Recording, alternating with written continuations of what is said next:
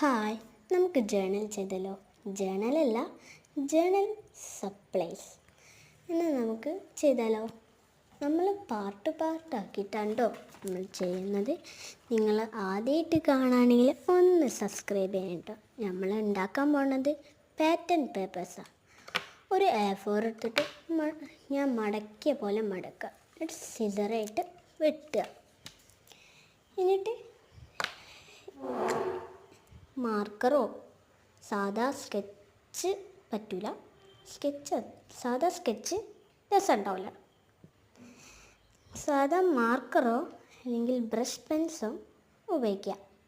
എന്നിട്ട് ഞാൻ വരച്ച പോലെ ഉപയോഗിക്കുക കേട്ടോ. സ്കൈ ബ്ലൂവും ഡാർക്ക് ബ്ലൂ ആയിട്ടാണ് കേട്ടോ ഞാനിങ്ങനെ വരച്ച്. എന്നിട്ട് ഫസ്റ്റത്തെ പാറ്റേൺ പേപ്പർ റെഡിയായി.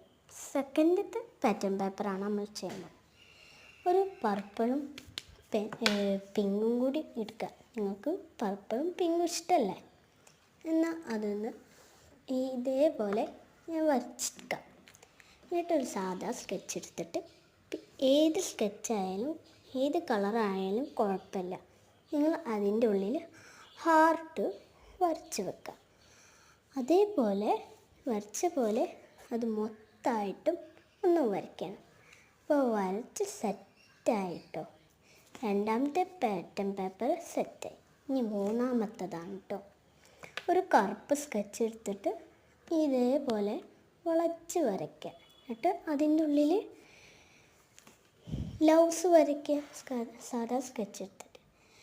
പിന്നെ എനിക്ക് ഈ പാറ്റേൺ കിട്ടാത്തതുകൊണ്ട് ഞാൻ പിൻട്രസ്റ്റ് എടുത്തു, അതിലടിച്ച് കൊടുത്തു കവായി പാറ്റേൺ പേപ്പർ. അപ്പോഴാണ് കിട്ടിയത് ഒരു പൂവിൻ്റെ പാറ്റേൺ പേപ്പർ. അപ്പോൾ അത് വരയ്ക്കാൻ വെച്ചു. പെന്നോ പെൻസിലെടുത്തോ വരയ്ക്കാം. അങ്ങനെ വരച്ചിട്ട് മൊത്തമായിട്ട് വരച്ചിട്ടുണ്ട്.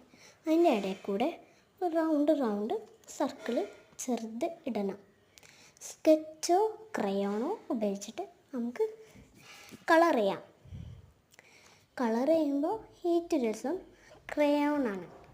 അപ്പോൾ നമ്മൾ കളർ ചെയ്തിട്ടുണ്ട്.